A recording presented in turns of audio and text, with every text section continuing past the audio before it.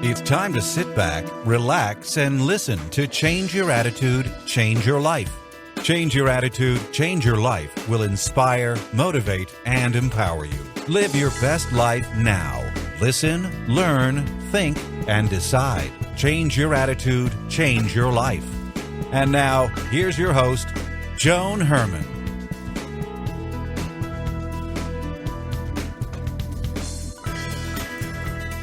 Welcome to Change Your Attitude, Change Your Life. You're listening to us in your neighborhood from coast to coast and around the world. Thanks for tuning in. I'm Joan Herman, author, speaker, and your host. Change Your Attitude, Change Your Life brings you interviews with some of the most inspirational and influential people in the world. It's our goal to educate and empower you so you can live your best life now. Thank you for taking time for yourself, and thank you for letting us be a part of your life. We have another great show for you today. Many victims choose to forgive their perpetrator, leaving others to wonder if the offender deserved their mercy and where they got the strength to let go of their anger and desire for revenge. According to Deborah Smith Pegues, author of Forgive, Let Go, and Live, there are 4 secrets to forgiving producers of pain. She is here to discuss how to interact with an offender after the decision to forgive so the negative experience does not sabotage attempts to move forward. Welcome, Deborah. Thank you so much for joining us today. Thank you, Joan. It's my joy to be here today. Deborah, choosing to forgive can be the greatest gift that we can give to ourselves. And this is whether we choose to forgive someone that committed an act like murder or assault, or someone with whom we're in a relationship, like a friend or a coworker or even an ex-spouse. So why is forgiveness so important if we are to find peace in life?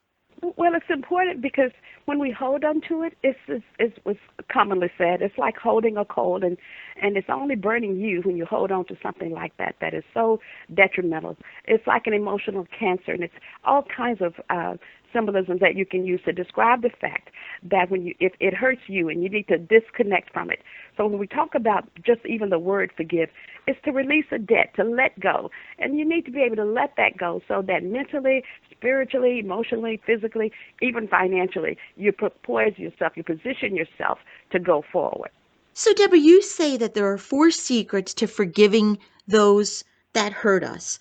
What are these secrets? Let's go through the 4 of them, and then we'll discuss each in more detail.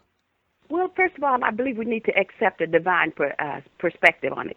Just begin to understand that this is an evil world and bad things happen, and that in God's sovereign plan, He has allowed this evil to come to pass. And I always believe it's for a higher purpose, just as we've seen in the incident in Charleston, where we already see positive things coming out of it. What appeared to be meant for bad or had evil at its roots, we see positive changes where people have united and to decry the acts. And so it's important to then to accept a divine perspective on it.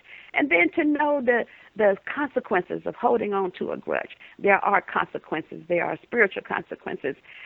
If we don't forgive, we won't be forgiven. There are emotional consequences. There are physical consequences. So it's important then to understand that, to know, to sit down and say, what is this doing for me? To stew in my anger, to have these thoughts of revenge. And then thirdly, we have to reject some of the common myths about what forgiveness is and what it's not. Because a lot of people stay stuck because they don't really understand that forgiveness is not a whole bunch of things that we think it is, like being reconciled to the person or letting the person off the hook. So we began to really understand the myths about forgiveness.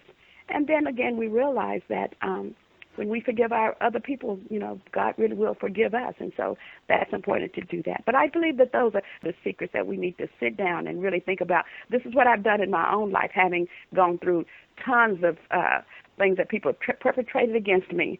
But I will ask myself, okay, what good has come out of this? And so that's important to have that kind of perspective. Okay, so Deborah, let's go through some of these in a little bit more detail.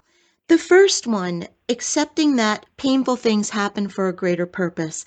You mentioned the event in South Carolina and things like the Boston bombing and these really horrific events. I know someone is sitting there saying, how could this have been for a greater good? And those of us who believe that good things do come from these types of situations, how can we help someone to really understand that good can come of it? How can we help them reframe their thought process? Well, first of all, and you said that how can we help them to understand? We really can't explain away all that God allows to happen, but we can do this. We know that it happened. We know that it has to have a higher purpose because the Word of God says that it does, and we begin to act like that, and we look for that purpose, and we look for how can we bring profit out of this pain. Again, when I refer to the situation in Charleston, and how the community, people who normally didn't get together, now the unity has happened, and I've seen it happen in my own family. My father passed away, and all of a sudden everybody was fighting, but then something happened. My brother passed away, who was my oldest brother, who was the key person in the family who was causing a lot of the difficulty. And now everybody rallied because it's all of a sudden we realize the brevity of life. And so a lot of times you will find that people begin to pull together for a common purpose. You will find laws being passed that address an issue, or sometimes a person will start a nonprofit that will address that issue. So again, a greater purpose can come out of it. And what I say to people is, what can you do? What message can you put forth that will cause other people to look differently at this? And you never know your own strength until you've been through something horrendous. And then you say, I didn't know that I could go through that. So you begin to learn even about your own strength. But it's also a choice, don't you agree? I mean, I interviewed one of the mothers whose son was killed in the Sandy Hook Elementary School shooting in Connecticut. And she told me that she was in such a dark place that she needed to make some decisions, that she needed to look for the good in this situation, and she needed to become a person of service. And by doing this, she created a foundation for her son. She does a lot of charitable work now in educating people about forgiveness, and she's been able to forgive the shooter. So it's definitely a choice we have to make. It is definitely a choice, and that's the key thing that you're saying there, because we can choose to stay stuck in it, in our hurt, our anger, our pain, our resentment, or we can say, listen, I'm going to do something that's going to add value to people's lives. And I think therein comes the good, because when we decide that we're going to help others to either learn how to live through that kind of pain or do things in society that will eliminate that kind of condition from happening again, then these are greater purposes, because now we're impacting more lives than just us. And I think that is awesome. It's an awesome story as well. And so now, Deborah, the second one is knowing the deadly emotional and physical consequences to holding on to a grudge. And this is like that old saying that you drink poison and then you wait for the other person to die. So why is it important for us to recognize what is happening to ourselves physically and emotionally by holding on to these feelings, these emotions, anger and resentment? Well, listen, peace of mind is the most rare commodity on the planet. And imagine just allowing somebody to rent space in your head. I say they become squatters in our head when we're constantly thinking about that. The person that you hate, resent, that you want to pay back, that person is controlling your life. You're not even thinking the thoughts that you want to think. And I'll sit back and say, wait a minute. I'm allowing this person to dictate the quality of even my thought life. I want the peace of mind. And that comes with not fretting. And so that's important, not only emotionally but physically. It becomes like a psychosomatic disease, something that you think that's affecting your body. It becomes an emotional cancer that manifests itself in your body. I was researching the other night, and as I did for the book, anger just causes so many different diseases. When you sit there and stew in anger, the adrenaline is pumping. Those are stress hormones, and eventually it causes high blood pressure, migraines. When you sit back and think of that, I know someone who has constant migraines, but who is so plagued with unforgiveness. And I keep saying, forgive your family, forgive your brothers, forgive whoever, because it's only hurting you. And so we have to realize that. That's why we choose. I say forgiveness is a decision. It's a process of making decisions, a series of decisions. I choose to let it go. I choose not to pay back. I choose not to be stuck. I choose to release the person who has hurt me. But I think what blocks people sometimes are these myths about what forgiveness is and what it's not. People, I think, believe that if I forgive someone, then I'm going to forget and I'm going to become vulnerable to the same behavior again. So what do you say to that? How do you dispel that myth? One of the great things that when you've been through something, you learn a lesson. and you learn what not to do. You learn the importance of setting boundaries. I'm married to a man who, in his first marriage, had a person who didn't understand boundaries, who would stay out all night. Well, now he's learned that he has to speak up. You can't expect people to read your mind. You have to say, these are the boundaries and these are the consequences of violating these boundaries. You don't have to be afraid that someone's going to continue to hurt you, because you have gotten the strength now to know that this isn't what you want in your life. And so you set those boundaries and you communicate the consequences. So there's no fear at all if you just decide, as a result of that pain, that I'm going to protect myself. Not put up a wall, but you're going to put up a fence that has a gate. And you let people in and out of it as you see fit, because it is your life. And I say that because I have been through that myself, where I used to say yes when I wanted to say no. And now I say no more often than I say yes because of my busy schedule. I'm not afraid people are going to take advantage of me, because I'm not going to let them. I'm committed to my boundaries, but I'm committed to relationships, but not just at any cost. And I think where a problem lies with this is people think that not forgetting something is the same as holding a grudge, and it's not. Oh, it's not. That's just one of the greatest myths, because think about this. We don't have the ability to obliterate something from our minds. So if I say forget about forgetting. It's how you choose to remember. You don't have to remember with malice. You don't have to remember with an intent to say, oh, my God, I just wish it hadn't happened. You can't wish for a better past. The past happened. It is. It exists. But how do I remember going forward? I can remember what I learned. I can remember what else I want to do to make life better for others. I don't have to remember like that. But we don't have to forget. That's a myth. How do you obliterate something from your mind? Only God can do that. And Deborah, the last one, this is actually a way that I really do try to live my life, because I've recognized that if I want to be forgiven by God or by other people, I must be willing to forgive. So what would you say to someone to help them understand why it's so important to be a forgiver if you want to be forgiven? Well, and it's not only important just to be a forgiver, because you really do want to plant that, because I believe in the principle that you reap what you sow. So, and from a positive standpoint. I want to sow the seed of forgiveness in other people so that I can reap that, because ultimately we all are going to offend somebody, and we're going to all need to be forgiven, whether it's a small thing to us or a big thing, whatever. We're going to need to be forgiven. I want to stay positioned so that I have planted those kinds of seeds, and I want to be able to reap that. It's important. So Deborah, someone makes the decision now to forgive another person. Now what? What does the person do? We go on and act. We start to act as if we've already are healed. Now, what does that mean? That's not that you're not pretending. But what you're doing is you pray for that person. You wish them well. You say out loud, I forgive, because there's something therapeutic about saying, I forgive you. Because you hear yourself letting someone off the hook. You are now disconnected from the pain of that. And it may take a minute. And here's another myth. It may take a minute to heal from the pain, but the forgiveness happens when you decide to let go, when you decide to let it go.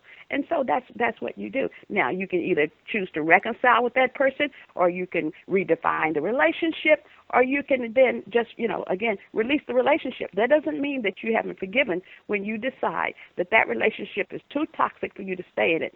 So those are your three options. You can reconcile. You can redefine the relationship. Maybe we'll no longer be intimate friends, but we can still be in each other's lives, or we can just disconnect. Now, in the case of a terrible crime, such as murder or rape or robbery, from your experience, is it a good idea to interact with the assailant? Does that help someone move forward? Well, it depends on you and the extent of the pain. I've read several stories. There was one where a young man killed a woman's son, and she went to the prison and started to visit him. And when he got out, they went on the road telling their message of how I think he'd been a drunk driver or something. But they became fast friends. If you emotionally you can handle that, it's not required. All that's required for us is to release the desire to avenge the wrong.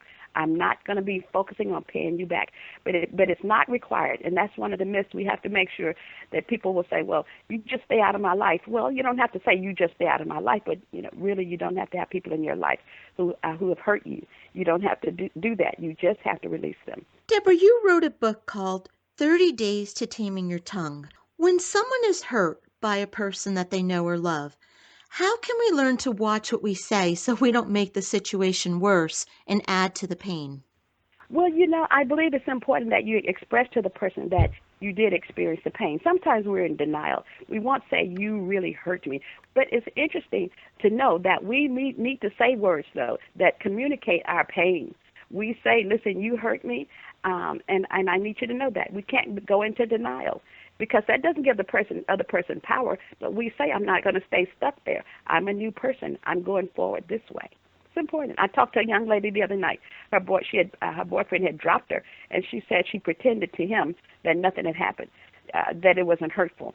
And she said, but it was just in pain. I said, it would have been okay to say, that really hurt me, but I'm going to be stronger as a result of it. I'm going forward. I release you. It's important to say that. I release you. The book is Forgive, Let Go, and Live by Deborah Smith Pegues. If you'd like to get more information about the book or Deborah's work, you can visit her website, confrontingissues.com. Deborah, in about 30 seconds or less, what would you like to leave our listeners with? I'd like for people to understand that it's really helpful to always think good thoughts, to try to humanize the person who has hurt you, that know that we all hurt each other. And so I always say, make sure that as you make your steps towards forgiveness, to understand that it's not optional. Forgiveness is not optional. You need to just decide that you're going to do it. Make a list of things that you've been forgiven for. Don't get stuck in your story. And always know that there's a lesson to be learned, a positive lesson that's going to move you forward.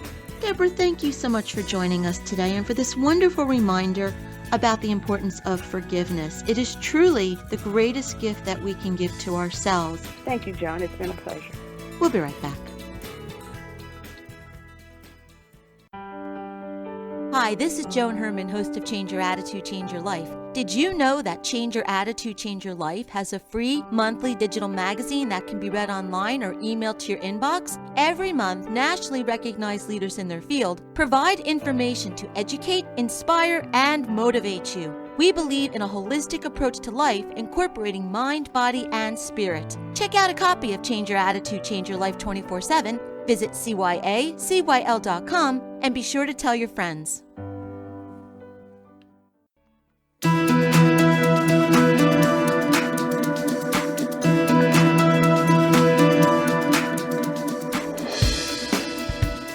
Thank you for joining us today. We hope you found the show informative. At Change Your Attitude, Change Your Life, we believe that knowledge is power. Take what you've learned, apply it, and live your best life now. Remember that the information provided are the opinions of our guests and should never replace the advice of a professional who knows your personal situation. If you'd like more information, visit our website, cyacyl.com. That stands for Change Your Attitude, Change Your Life. While on the site, listen to past shows on demand, read the digital magazine, and be sure to follow the show on Facebook and Twitter. Until next time, this is Joan Herman. Thanks for tuning in.